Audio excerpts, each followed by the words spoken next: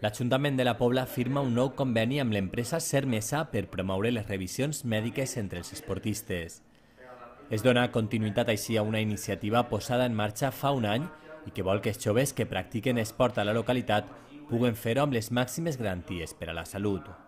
El objetivo fundamental es promocionar la salud entre los deportistas, los que ya lo son o van a iniciar un deporte, y de que consideren lo importante que es la prevención y la realización de estos reconocimientos médicos que ha apoyado el Ayuntamiento para que se realicen. Consisteix en que creguem des de la regidoria d'esport que la gent que fa esport, sobretot des d'una edat joveneta a més o menys edat juvenils, doncs deuen de passar unes revisions mèdiques i d'així estar tots més tranquils.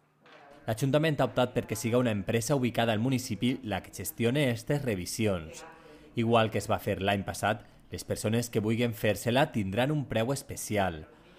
A la Pobla hi ha més de 1.000 alumnes inscrits a les diferents escoles esportives. També s'ha estimat en prop de 3.700 persones les que fan servir les instal·lacions esportives de la localitat. No sols els clubs, sinó també la gent que practica esport a nivell individual pugui fer-se una revisió anual en uns preus molt competitius, però sí que volguera recalcar una revisió, com diu la paraula, una revisió. No el que molts fan, que agarren els xiquets, es fan una medició, el que pesen, s'escolten un poquet, no estem parlant d'això, estem parlant d'una revisió important, d'una revisió per metges professionals, metges especialistes en el tema esportiu i una revisió molt completa. Són revisions que s'adaptaran al nivell d'intensitat de cada esportista. Es faran en 3 nivells.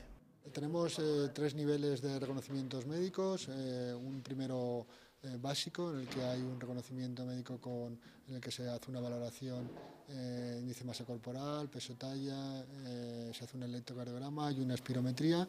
Pasamos a un segundo nivel de reconocimiento médico en función de la actividad deportiva que hace cada usuario, y un tercer nivel para aquella gente que realiza un ejercicio de forma más profesional o con una mayor intensidad.